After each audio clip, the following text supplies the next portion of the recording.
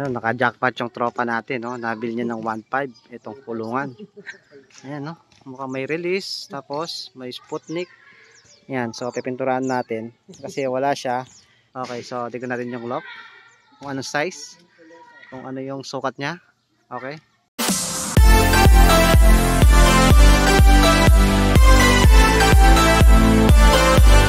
Okay, update muna tayo sa mga kalapate. Na-release sila sa kapon. So isa lang yung umuwi, si red bar lang. Yung isang blue bar na white flip ring, hindi siya naka-uwi. Ayan, so ito lang naka-uwi kahapon mga kalapate. So ito yung side niya, ito yung sa harap. Tignan natin. Ayan, ito yung pinto. Buksan natin.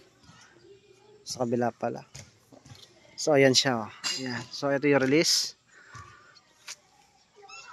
Release, tapos ito yung trapdoor.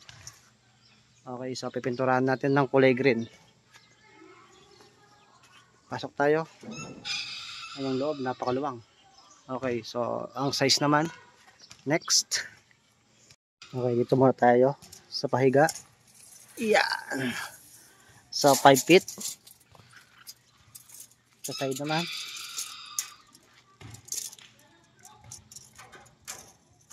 Ito yung side niya. Yan, so nasa 37 inches. Okay, yung taas.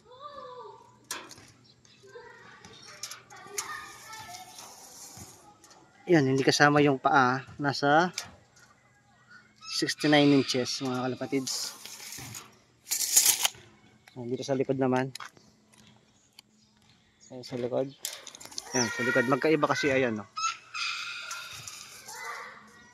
Okay, nasa 5 feet. So, ang likod niya, ito. Yero. Viewing. So, nasa 29 inches mga kalapatids. Tapos dito sa taas. Ayan, no? 15 inches. Sa side. Ayan, so nasa 19 inches. Ayan siya. Baliktad lang yung ano ko. Ayan, pulidoyin natin. Ayan, 19 inches mga kalapatids. So, pasok tayo.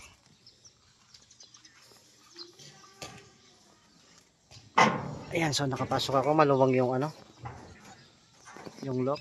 Ayan.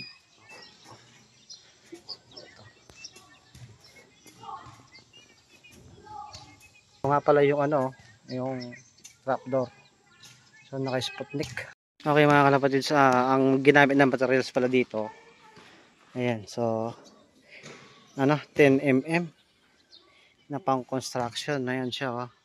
So kalakal ano lang daw siya to, sa junk shop, yung mga bakal scrap lang. So dito tubular yung dito. Ayan, oh. Di medya na tubular. Tapos yung frame niya sa baba tubular din na 2x3 mga kalapatids. Ayan. So tapos steel matting. Iba-iba yung steel matting niya. May makapal, may manipis. Ayan. Ito yung loop sa malayo.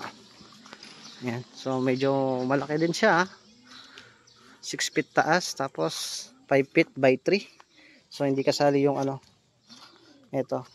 Magkaiba kasi ito. Ayan. Itong patungan niya. So wala siyang paa. Tapos ginawan lang ng patukan. Ayan. Okay. So pinturahan na natin, tanggalin muna namin yung ano, max perch.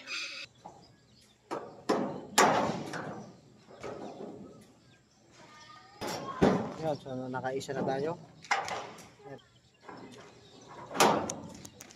Natanggal na natin yung dalawa. So ito na lang, sa harap na lang, tapos pinturahan na natin.